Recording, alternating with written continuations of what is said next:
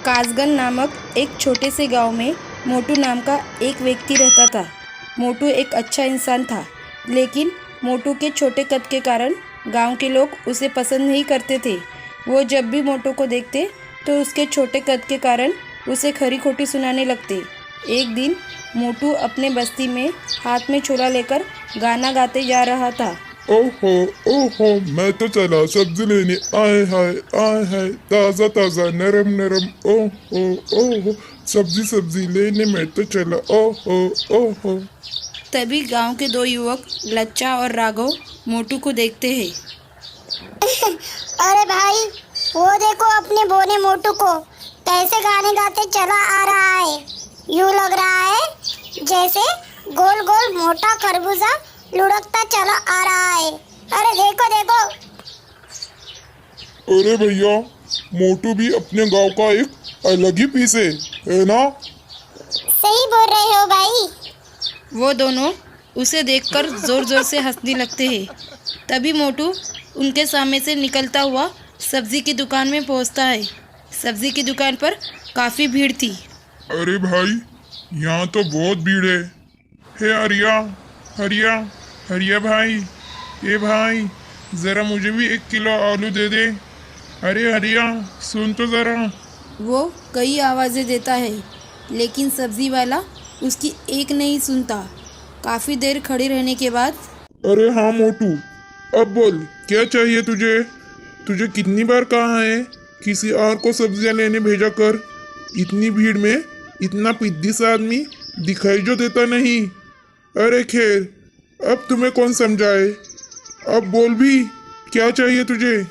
हरिया भाई, कब से तो बोल रहा हूँ 1 किलो आलू चाहिए, 1 किलो आलू चाहिए।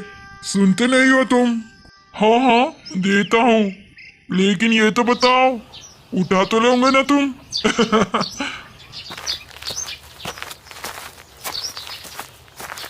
अरे आ गया तू? काफी देर लगा दी तूने। आलू लेने गया था कि वही बसने गया था?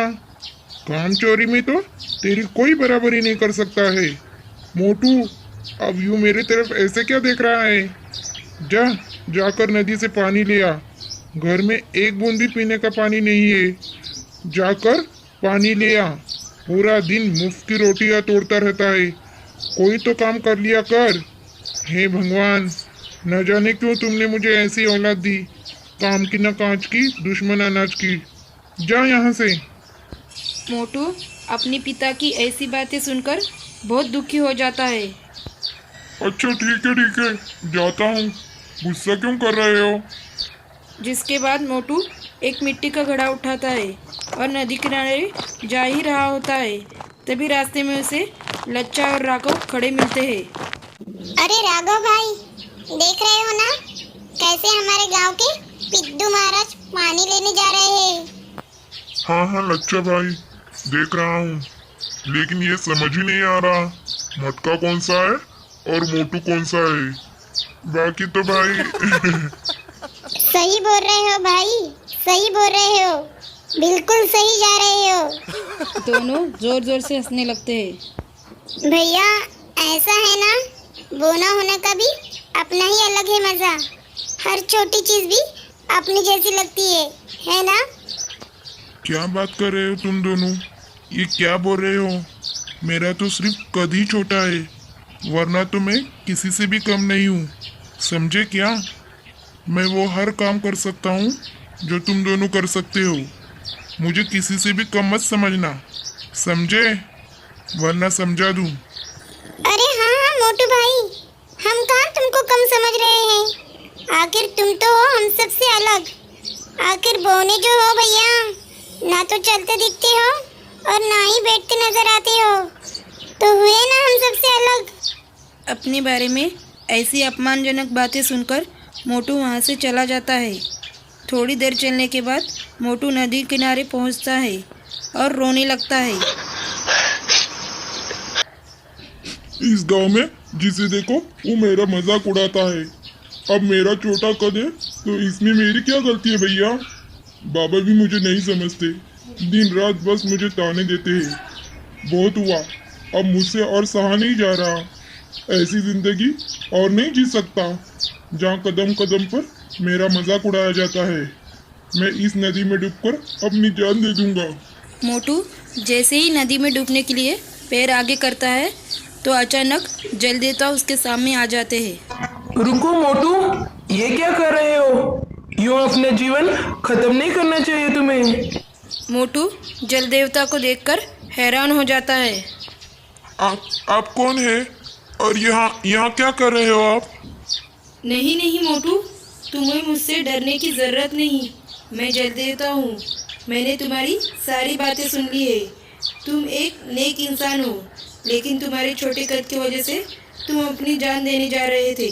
मैं ऐसा होने नहीं दे सकता, इसलिए मैं तुम्हें रोकने आया हूँ। क्या आप सच में जल देवता है? ये क्या भाई, मुझे सच में यकीन नहीं हो रहा। मैं अब सबकी बातें सुनकर थक गया हूँ, इसलिए मैं अब जीना नहीं चाहता। जब मैं जिंदा ही नहीं रहूंगा तो कोई मेरे बारे में बातें ही नहीं करेगा।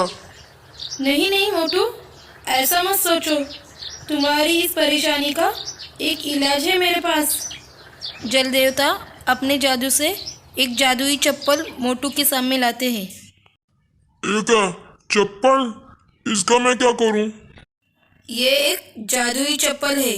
तुम जैसे ही इसे पहनोगे तो तुम्हारा कद इन सब गांव वालों से बड़ा हो जाएगा। फिर गांव वाले तुम्हें कोई साधारण व्यक्ति नहीं समझेंगे। तुम जब ये चप्पल पहनोगे तो ये अपना जादू जरूर दिखाएगी। क्या कहा? जादुई चप्पल? मुझे तो यकीन ही नहीं हो रहा। ये जादुई चप्पल है? सच में अपना जादू दिखाएगी ये? मोटू जादुई चप्पल अपने पैरों में पहन लेता है, तभी वो आसमान में उड़ने लगता है। अरे वाह वाह, अरे वाह जल देवता, आपने तो बिल्कुल सही कहा था। ये देखो, मैं तो आसमान में उड़ने लगा, कद बढ़ गया। ये जादू चप्पल तो बड़े काम की है। अरे वाह वाह, सच में बहुत मज़ा आ रहा है। अरे वाह जल देवता, लेकिन अब मैं नीचे कैसे आऊँगा? मोटू तुम घबराओ मत, बस बोलो ये जादुई चप्पल मुझे नीचे उतारो और तुम नीचे आ जाओगे। मोटू ऐसा ही करता है और वो नीचे आ जाता है। देखो मोटू, ये जादुई चप्पल मैं तुम्हें इसलिए दे रहा हूँ कि तुम एक अच्छे दिल के इंसान हो, लेकिन याद रखना जब जब जादुई चप्पल को लगेगा तुम इसका उपयोग तुम्हारे स्वार्थ या गलत काम के लिए कर रहे हो तो ये जादू दिखाना बंद करेगी और मेरे पास वापस आ जाएगी। समझे तुम? हाँ जल देवता, समझ गया। इसके बाद मोटू जादुई चप्पल लेकर घर आता है। अरे मोटू, मैं कब से तुम्हारी राह देख रहा हूँ। तुम्हारे हाथों में ये क्या है? ये किसकी चप्पल उठा लाया तू? क्या रे मोटू, काम दाम तो तुझसे कुछ होता नहीं है। अब ये क्या, तुम चोरी भी करने लगे क्या? अगर मैं बाबा को बता दूं कि ये जादुई चप्पल है तो सबको पता चल जाएगा कि मेरे पास जादुई चप्पल है। मैं ऐसा नहीं करूँगा। मैं ये चप्पल किसी की उठाकर नहीं लाया बाबा, ये मुझे नदी में तैरती मिली। ये काफ़ी सुंदर लग रही थी, इसीलिए मैं इसे ले आया। अरे बेवकूफ़, तुम इसका क्या करोगे? जाकर फेंक दे इसे, पता नहीं क्या क्या उठाकर लाता है। हाँ बाबा, फेंक दूंगा। अभी मुझे काफ़ी नींद आ रही है, मैं सोने जा रहा हूँ। मोटू उस चप्पल को अपनी अलमारी में छुपा देता है। अगली सुबह मोटू वही थैला लेकर गांव की बाजार चला जाता है और रास्ते में उसे लच्छा और राघव देख लेते हैं। अरे देखो, आ गए हमारे बोनी महाराज। अरे देखो देखो कैसे फुदक फुदक कर आ रहे हैं। फिर से ये सब्जी वाले को दिखाई नहीं देंगे और वो इसे फिर से सब्जियां लेट देगा। अरे लगता है ये सब्जी वाला फिर से मुझे देख नहीं पाएगा। मुझे अपनी जादुई चप्पल निकालनी होगी। जैसे ही वो चप्पल पहनता है वो सबसे ऊपर दिखाई देने लगता है। ये देखकर सब हैरान हो जाते हैं। अरे भाई, ये मोटू अचानक से सबसे ऊपर दिखाई दे रहा है। राघव भाई, ये क्या हो रहा है भाई? भाई मुझे तो कुछ समझ नहीं आ रहा है। ये मैं एक सपना तो नहीं देख रहा हूँ? जो मैं देख रहा हूँ तुम्हें भी दिखाई दे रहा है ना? अरे हाँ, मैं भी तो वही देख रहा हूँ। मुझे तो चक्कर आ रहा है। ये क्या हो रहा है? क्या हरिया भैया, अब मैं दिख रहा हूँ ना तुम्हें? हाँ हाँ भाई, देख रहा हूँ, लेकिन तुमने कभी बताया नहीं तुम्हारे पास शक्तियाँ है और तुम हवा में उड़ सकते हो। मोटू के पास अद्भुत शक्तियाँ है, ये सुनकर सब बोलने लगते हैं मोटू की जय हो, मोटू की जय हो। ये सुनकर मोटू बहुत खुश हो जाता है। हाँ हाँ भैया, मैं थोड़ी ना कोई मामूली व्यक्ति हूँ, मेरे पास तो बचपन से ही अद्भुत शक्तियाँ हैं। ये बात सब तरफ फैल जाती है कि मोटू के पास अद्भुत शक्तियाँ हैं। अब पूरे गांव में चारों तरफ मोटू की चर्चा होने लगती है। उसके बाबा भी ये सुनकर हैरान हो जाते हैं। अरे बाबा, मुझे भी अभी पता चला कि मैं उड़ सकता हूँ, मुझ में अद्भुत शक्तियाँ हैं। अच्छा, फिर तो ये बहुत ही अच्छी बात है। मोटू बेटा, भगवान तेरा बहुत बहुत धन्यवाद, तुमने मुझे ऐसा बेटा दिया। अपने बाबा की ऐसी बातें सुनकर मोटू बहुत खुश होता है। फिर दूसरे दिन मोटू गांव में कहीं भी जाता है तो लोग उसे बहुत इज्जत देने लगते हैं और उसके छोटे कद का कोई भी मजाक नहीं उड़ाता।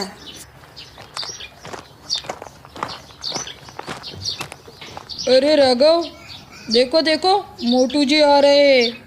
इनके पास तो अद्भुत शक्तियाँ है, ये हमारे गांव के लिए बहुत ही अच्छी बात है। अरे वाह वाह, ये दोनों जो मुझे खरी खोटी सुनाते थे आज मेरे बारे में इतनी अच्छी अच्छी बातें कर रहे हैं। अरे भाई वाह वाह, अब तो मजे ही मजे है। अब इनकी हिम्मत नहीं है जो मेरे बारे में कुछ भी कह सके। आखिर मैं इस गांव में सबसे शक्तिशाली जो हूँ, लेकिन मैं इन्हें ऐसे नहीं जाने दूंगा। इन दोनों ने मिलकर मेरा बहुत मजाक उड़ाया है, मैं इन दोनों को सबक तो सिखा कर ही रहूंगा। मोटू को अपने आप पर घमंड आ गया था। वो रात में राघव के घर जाता है।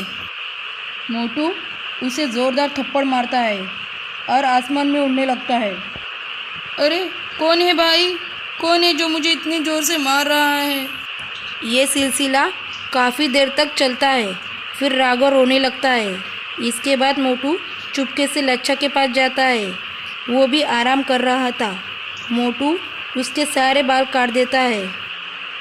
अब आया ना मजा, तुम दोनों ने मेरा बहुत मजाक उड़ाया है। अब देखो तुम्हारा मजाक कैसे उड़ता है। सुबह उठकर राघव लच्छा के घर जाता है और लच्छा को ऐसी हालत में देखकर कहता है, अरे भाई, ये कैसे हो गया? तुम्हारे सारे बाल किधर गए? पता नहीं भाई, ये किसने किया।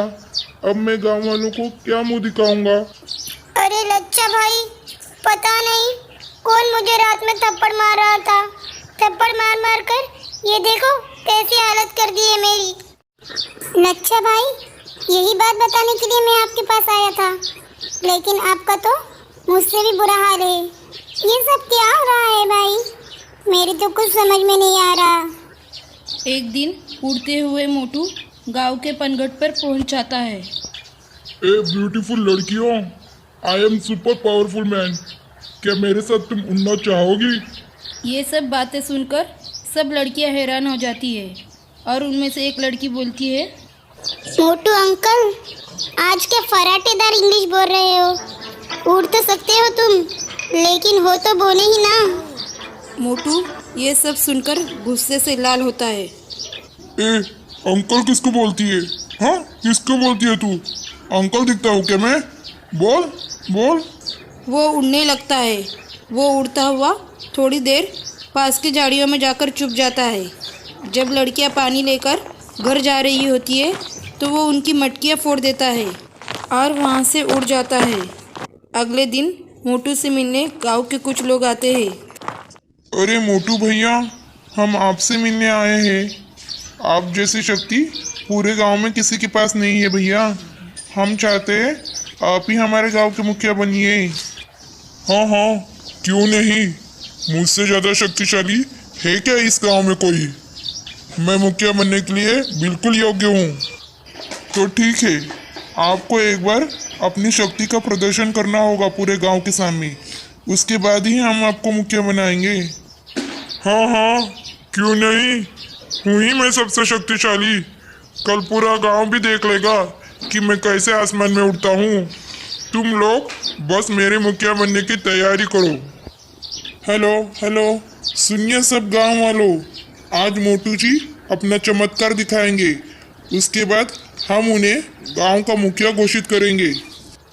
मोटू जी, हम सब गांव वाले आपकी अद्भुत शक्तियां देखना चाहते हैं।